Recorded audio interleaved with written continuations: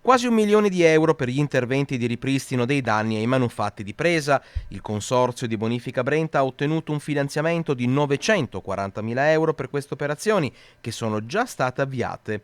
Nel corso del 2020, inoltre, buona parte del Bassanese è stata interessata proprio da interventi del consorzio.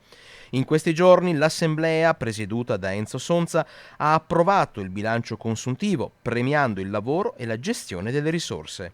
Siamo riusciti, nonostante tutto, a fare con un'ottima programmazione, siamo riusciti ad avere degli ottimi risultati.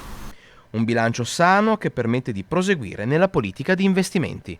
Abbiamo attuato una linea di risparmio, non abbiamo mai aumentato negli ultimi 6 anni, il bilancio ci ha dato ragione, siamo riusciti a ottenere risultati buoni sul territorio, stiamo continuando una programmazione che vede una sempre più attenzione nel ripristino dei canali e dei fossi per prevenire le eventuali esondazioni che ci sono sempre più frequenti in questi momenti di pioggia.